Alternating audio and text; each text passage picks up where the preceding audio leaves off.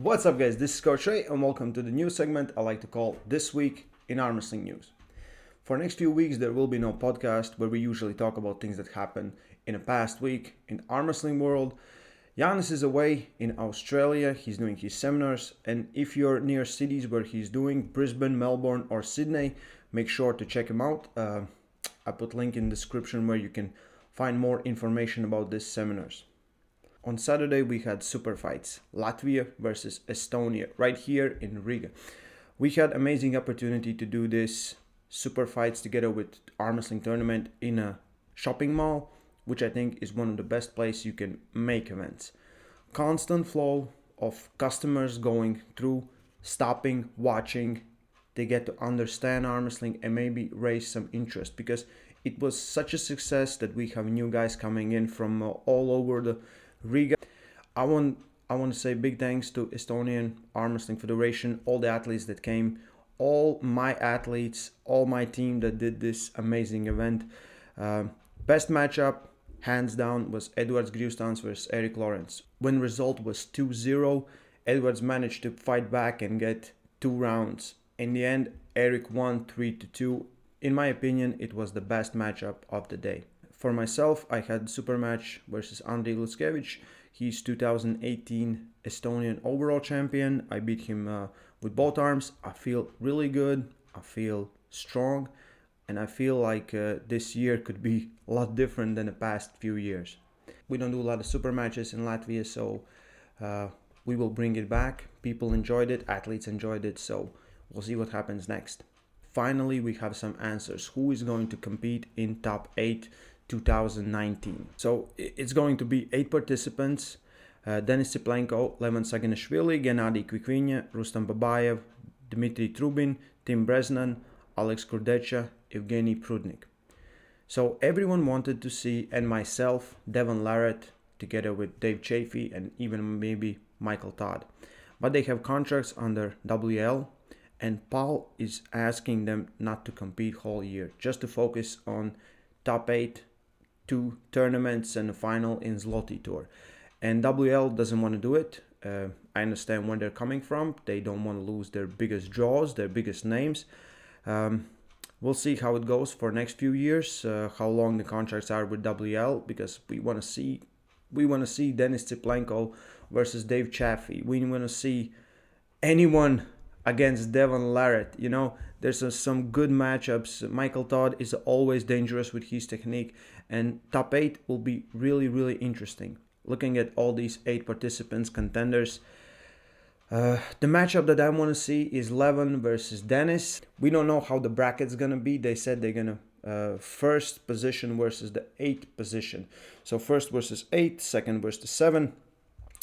I don't know what they are going to do and how they're gonna bring it together, but if we see Denis Tsiplenko versus Levan Saginashvili before the finals, so I don't know how they're gonna play this out. I really would love to see if Denis went one way of the bracket and Levan on the other. So only chance they can meet is in finals, because I think, in my opinion, right now they are the top dogs there.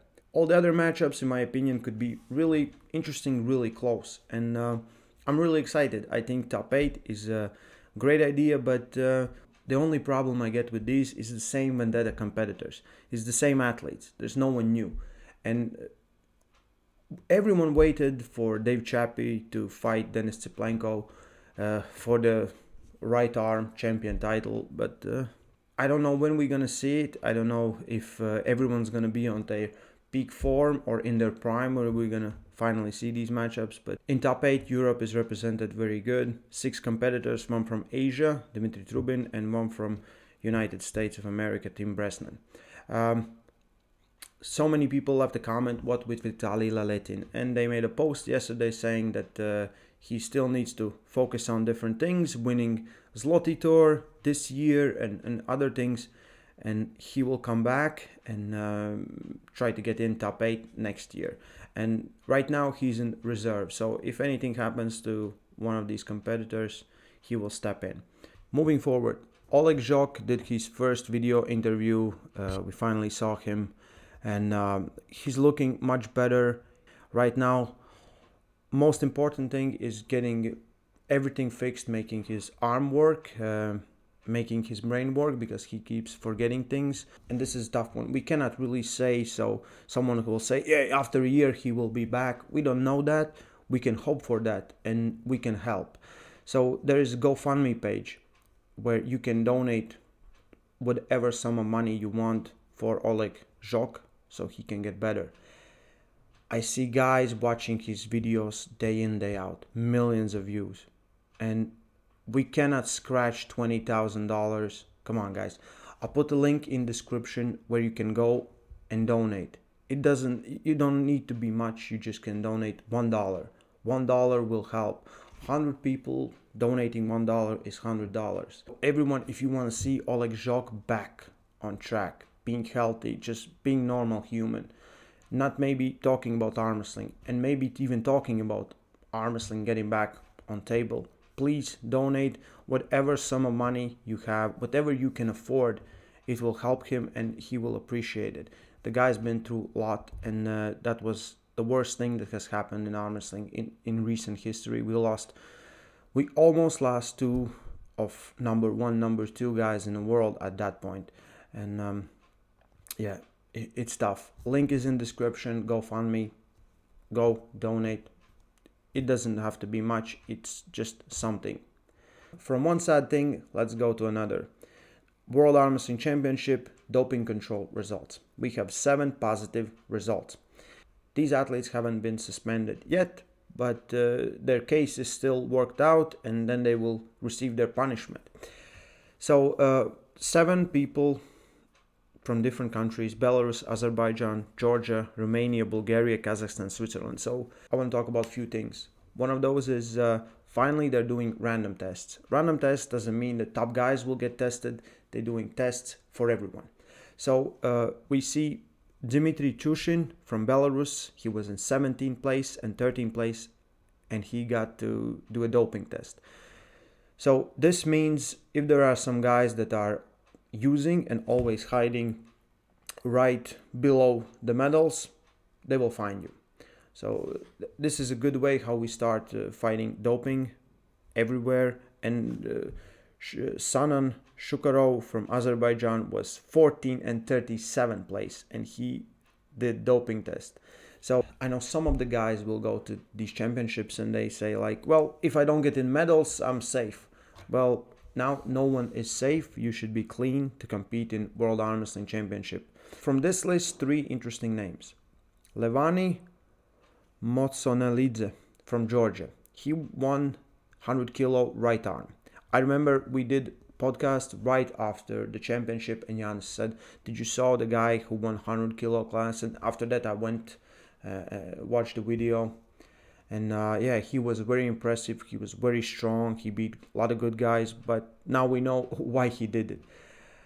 We don't know what are some of these things that they've been using, but pretty soon we're gonna find out. But yeah, Levani Motsonidze, guy maybe who had bright future in arm wrestling, is out for 2 or at least 4 years. Interesting is Sabin Badileshko and Georgi Tsvetkov. Sabin Badileshko from Romania and Georgi Tsvetkov from Bulgaria. Both of these guys competed after World Championship. So they did doping test and they still competed. And this is really interesting for me because you already know. You pretty most of the guys are pretty sure they already know when they effed up. If you did a doping test and you use something and it's still in your system, well, and usually they get 4 to 6 weeks when they send you a letter where they say, well, we have found this in your urine, and do you want to use B sample or other things? So 4-6 weeks and they knew. And Sabin Badileshko competed in super match in USA versus Travis Bagent, and then he went to WA in Moldova and competed there. Same Georgi Tsvetkov. So Travis Bagent had to pull 2 guys who got disqualified this last year. So So I don't know what these guys that are making these events gonna do, but I would ask for my money back. A few weeks ago, I had a lot of questions. Does they do doping tests in arm wrestling? As you see, they do, and big guys are falling in, and this is just one of those things. If you're competing events where there are no doping control, you're free to do it. If you go to world European championships or other championships where you have, like in Latvia, we have our nationals and there's going to be doping tests there. Don't go there. Compete in other tournaments. You have free will and and every option to do it right now. But when you go and arm wrestle with guys that are not using, and you're the one who's using and you're winning, you're a cheater. I have strong opinions on this, and maybe some people doesn't like it, but I don't really care. More we do doping tests, less violations we will have, and less people will use it. Interesting thing, I just noticed Georgi Tsvetkov has his second offense, so that means he might get life suspension. We'll see what's the ruling is, and if they have used some kind of, in my opinion, some stimulants or some, let's say someone smoked weed. I don't think that is a serious offense, but if they have used anabolic steroids and they get catch for it, they should deserve the highest punishment. These were the biggest things that happened in this week in arm wrestling. I'll be back next week with this same segment talking about similar things. We'll see what happens in this week and your response on this video. So thank you guys for watching. Stay strong and love arm wrestling.